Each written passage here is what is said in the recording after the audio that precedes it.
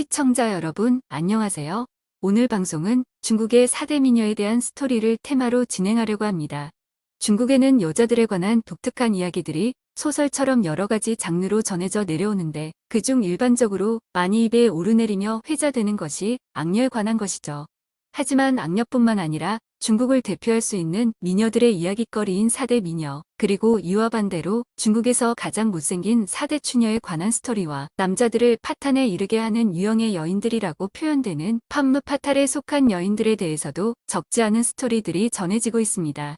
그러나 이런 몇 가지 유형의 여자들 중 모든 유형에 속하여 회자되는 여인들도 있고 실제로는 존재하지 않았지만 중국인들답게 누군가에 의해 만들어지거나 어떤 작가에 의해 그럴듯하게 쓰여진 가상의 여인을 실제 존재했던 여인들과 동일한 선상에 놓고 스토리를 만들고 확대 해석해가며 수백 수천 년을 거치는 동안 내용 자체가 변화되어 가면서 전해져 내려오기도 하죠. 물론 여자들뿐만 아니라 남자들에 대한 이런 유형의 전례 역시 적지 않게 존재하기는 하지만 대부분이 무용담이나 정치색이 짙은 내용이 대부분이며 역시 이야깃거리가 될 수 있게 꾸며져 있기 때문에 거의 구라에 가까운 이야기를 진짜처럼 만들어 스스로 믿어버리듯 하는 중국인들답게 중국 4대 미남과 추남에 대한 이야기들이 뻥치듯 근거 없는 내용들로 바뀌며 전해 내려오기도 했습니다. 프리소울은 이런 이야기들 중 남자들에 관한 것은 큰 의미가 없는 것 같아서 나중에 4대 미남 부분만 테마로 콘텐츠로 만들어 볼 생각입니다. 오늘 방송할 중국 4대 미녀에 관한 스토리의 주인공들인 4명의 여인들은 자색이 출중할 뿐 아니라 각기 타고난 특색들을 가지고 있기도 했지만 그 특색들은 현대의 관점으로 본다면 반드시 좋은 것들만은 아니었다고 할 수도 있죠. 그러나 중국에서 일단 미녀라는 이름을 얻고 회자되기 시작한 여인들은 당시의 관점에서는 경국지색이란 말이 나올 정도로 그녀들이 가진 모든 것은 그 시대 여인들의 아름다움을 나타내는 그녀들만의 장점으로 받아들여진 것으로 이해하면 될 것 같네요. 사실 동서양을 막론하고 여인들의 아름다움이라는 것은 시대별로 특색을 갖고 있기도 하여 이런 것을 갖춰야 미녀다라고 꼭 집어서 말하긴 힘들지만 시대적 환경을 떠나 지역마다 미의 기준은 다를 수도 있지만 기본적으로는 얼굴과 몸매에 대한 것이 가장 중요한 부분이란 것은 공통의 조건이었다고 할 수 있죠. 그 다음 마음 씀씀이와 행실 부분이 여기에 포함되기도 하지만 반드시 그런 것은 아닌 것이 아름다운 자색을 갖춘 여인들 중 상당 부분이 악녀라는 멍에를 쓴 경우도 있고 오히려 사람들, 특히 상대가 될 남자들을 지나칠 정도로 피곤하게 만든 경우도 많기 때문일 겁니다. 중국의 4대 미녀의 이름을 올린 여인들에는 치모와 경국이라는 별명을 가진 절하산 출신이며 아름다움을 이용하여 오나라를 말아먹게 만들었다고 전해지는 서시라는 여인과 나간이라는 말을 별명처럼 달고 미녀로 전해지는 왕소군이 있죠. 그리고 폐월이란 별명으로 불리고 삼국지평화와 삼국연의 등의 소설에 처음 등장하며 실제 생존했던 여인이 아니다. 마치 중국 미녀의 기준과 같은 것을 만들어지게 한 가공의 인물인 초선이란 여인이 4대 미녀 중 한 명입니다. 마지막으로 당 현종이 아들을 강제 재혼시킨 후 며느리를 후궁으로 삼아버리는 하늘 아래 있을 수 없는 폐륜을 저지르게 한 사천 출신이며 동양 최고의 미인으로 이름을 날린 양옥환 즉 양귀비가 있는데 그들 중 오늘은 먼저 서시에 대한 스토리를 테마로 대화를 하려고 해요. 중국의 미녀들에 대한 스토리는 중국이란 나라가 크고 나름 영향력이 컸었기 때문인지 그들의 아름다움은 곧 동양 여성들의 아름다움에 대한 기준이자 극치의 수준으로 회자되며 근세까지 그 영향이 전해져 내려오고 있죠. 물론 요즘이야 한국 여성의 아름다움이 그 자리를 낼름 차지해 버리긴 했지만 그건 그렇고 하여간 중국 여인들의 아름다움은 그들의 영광과 굴욕에 따라 심지어 국가 전체의 운명이나 백성들의 고통과 목숨의 위태로움까지 연결되는 상황이 연출되었고 오늘 대화해 나갈 서시라는 중국 4대 미녀 역시 그런 과정을 겪은 여인으로 전해져 내려오고 있죠. 서시의 이름은 시이관이며 근래 중국 사람들은 서자 혹은 완사녀라고 부르기도 하며 중국에서는 양귀비와 함께 미인의 기준이자 대명사가 되어 전해지고 있습니다. 서시의 아름다움은 실상 건장하고 퉁퉁한 것으로 전해지는 양귀비와는 달리 병약해 보이는 소위 병약미인의 대표격인 여인으로 한국 남자들에게는 서시가 양귀비보다 훨씬 매력적으로 보였지 않았을까 하는 생각이 들기도 해요. 이 병약미인 서시는 절하산 출신의 여인으로 그녀의 조국 월나라가 우나라에 의해 패망하였을 때 월나라 왕 구천에 충실한 신하였던 범녀가 서시를 당시 음란하고 탐욕스러울 정도로 여색을 즐기던 호색가로 알려져 있는 오왕인 부차에게 진상하였고 서씨의 교태와 호사한 미색에 빠져들어 부차가 정치를 뒷전으로 밀어놓게 함으로써 그를 무너뜨리고 오나라를 멸망시키도록 했다고 전해질 정도의 미인으로 전해지고 있죠. 하지만 서씨는 법녀에 의해 억지로 부차에게 성노예 비슷한 입장이 되어 보내진 것이 아니었고 오히려 근대에 유명했던 미녀 스파이 마타하리와 같이 다시 월나라를 일으켜 세우겠다는 충정 어린 마음으로 한마디로 눈부신 아름다움을 앞세운 큰 그림을 갖고 스스로 오왕의 품속으로 파고든 요즘 말로 강하고 멋진 여성이었다고 전해지기는 하는데 진짜 그랬을까 하는 것은 모르죠.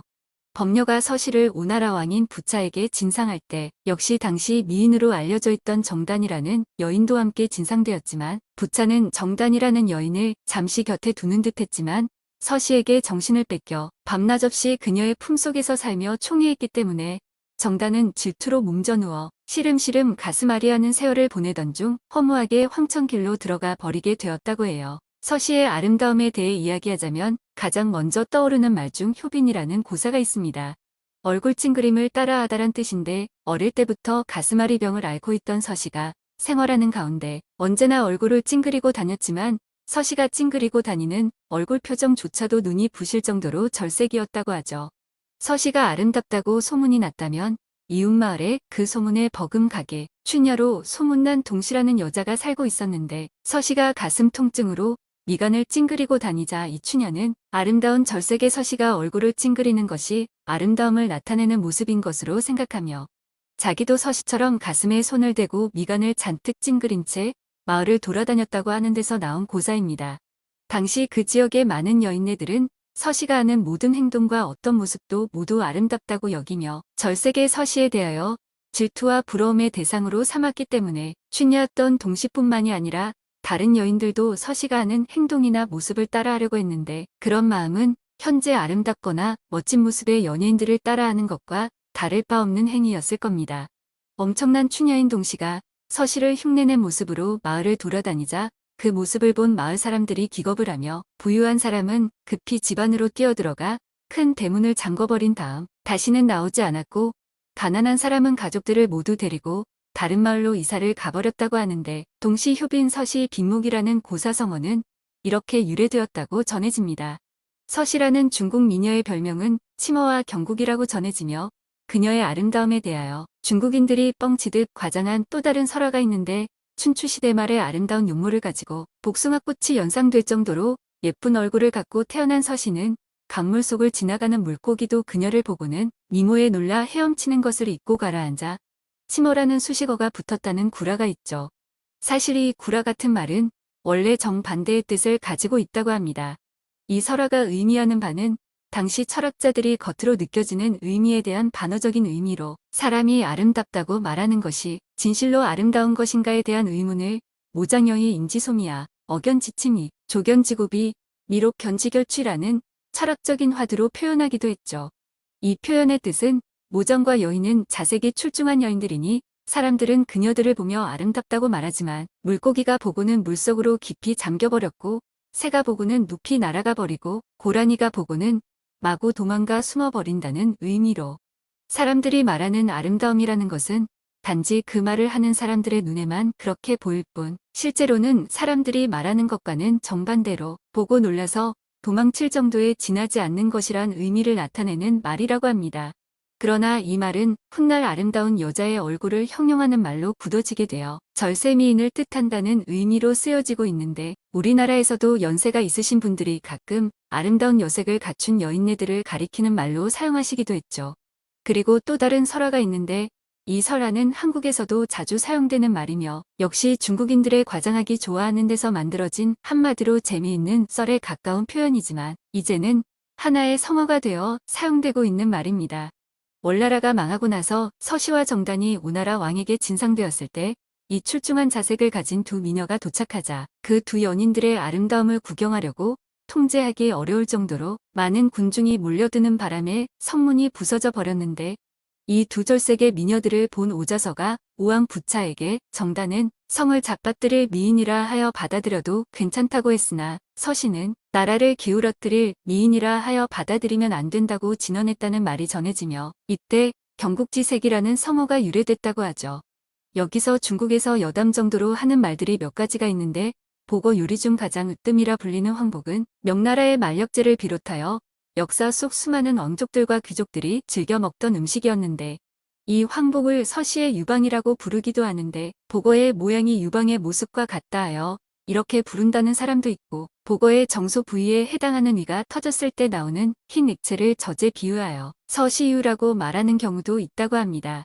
또한 중국에서 차를 우리는 차오 중에도 아름다운 여인의 유방 모양을 본따 만든 것들을 특별히 서시호라고 부르기도 하죠.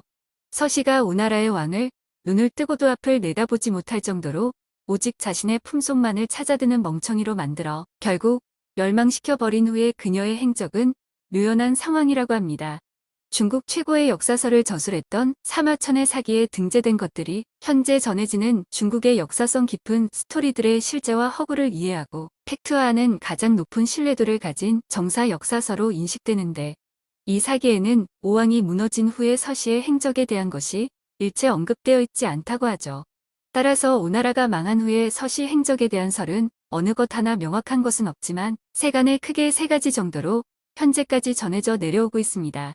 그 세 가지 설을 간단하게 이야기해본다면, 첫째로는 범녀와 함께 사랑의 도피를 했다는 설로 대중에게 알려져 있지만 가능성은 매우 적다고 합니다.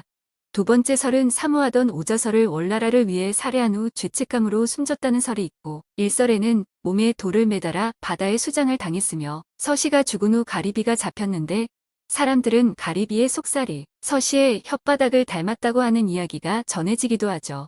세 번째 설은 그 외모가 나라를 망칠 것을 우려한 부천의 왕비가 꾸민 계략에 걸려 강에 빠져 익사했다고 전해지기도 하는데, 이 설은 공자의 제자들이 적은 기록이며 열국지에서는 이쪽을 채택했다고 합니다. 중국의 4대 미녀 중 두 번째 미인 왕소군에 대한 스토리는 다음 방송에서 진행될 예정입니다. 오늘 방송은 여기까지이며 구독과 좋아요를 꼭 눌러주실 것을 부탁드립니다. 시청해주셔서 감사합니다.